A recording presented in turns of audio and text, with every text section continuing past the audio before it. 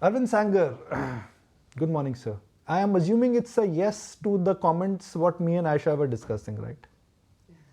Yeah, I largely agree. I think U.S. problems are its own making, but I think I'm afraid that U.S. kind of policy uncertainty and attempt, frankly, to get U.S. interest rates down and borrowing costs down, which seems to be behind some of Trump's strategy, if one can call it that, may cause global slowdown. But as you know, as you were just discussing, and as we've talked about before, India has already been in a slowdown. So look, let's look at what has happened year to date. The best performing markets in the world: Europe, China, shares listed in Hong Kong, and even some emerging markets like Mexico and Brazil. Whereas India has been a laggard, and I think India saw its growth drop off early. So to that extent, India may be, 70-80% of the way in terms of its sell-off. It was early.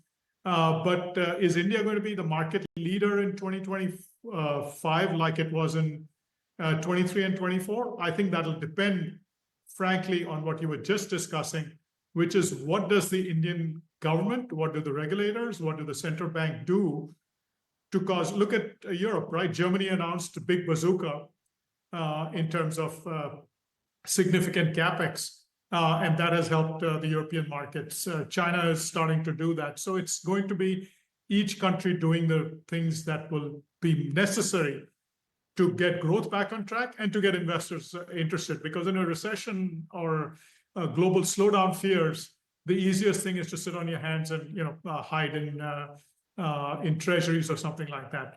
But the more interesting thing is if Trump structurally wants the dollar lower, then emerging markets and foreign markets like Europe might be the places that work, unlike the US.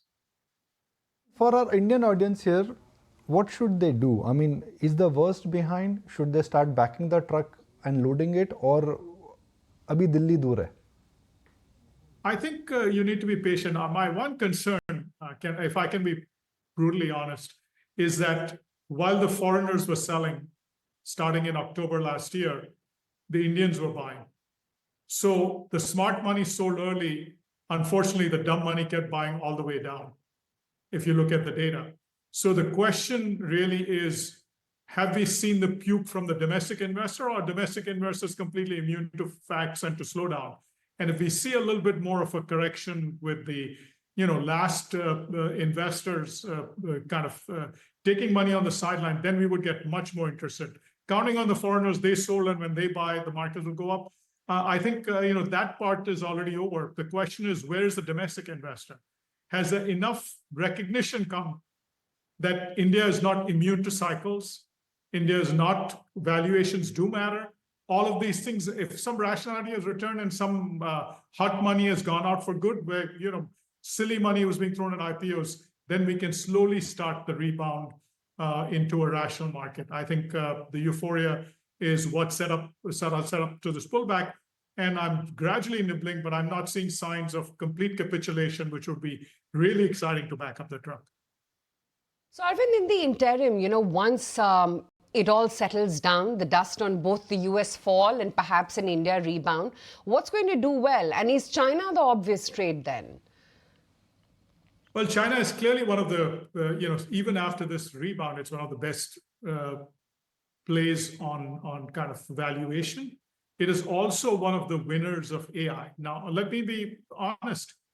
Indian IT is probably one of the biggest risks on AI. Using software for programming is coming fast and heavy, AI for programming. And the implications for Indian IT are not clear-cut. So, in India, they're going to be, I would rather be focusing on Indian domestic-facing consumption-related companies, other beneficiaries of Indian kind of, easing and maybe some high-quality financials. Those are the places I would go. But, China has more levers both on valuation and on AI-type winners. India, it'll have to be more domestic, consumption related and other domestic demand related. So Europe has been a dog for 2 or 3 years. So let's look at which have been the dogs there. Their valuations are very attractive. India is, attractive, but not super attractive compared to those. So I think India will do well if it starts to get growth back on track. But I don't think it's going to be the runaway market of 2025.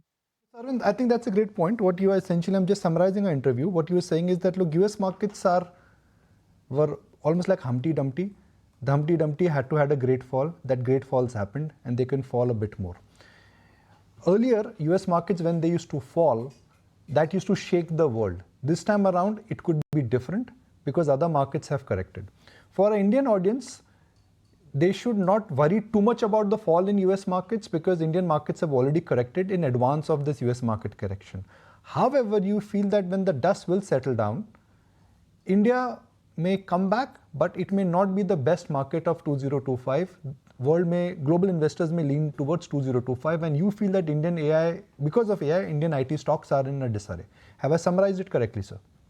Absolutely. I think there's going to be opportunities, but you have to be selective which sectors you go after. Have you bought anything in India in this fall? I mean, just curious to understand. Have you bought something? Have you added some positions? Have you nibbled at something? Yes, we have nibbled at some things, and we're looking to nibble again at higher quality financials and other special situations. We are not going after the second, third tier, speculative mid and small caps. Again, there are some high quality companies in small and mid cap. Let me not say that, but it's going to be quality over risk. Really appreciate your time. Thank you very much for joining us. If you like this video, then like, share and subscribe to ET Now.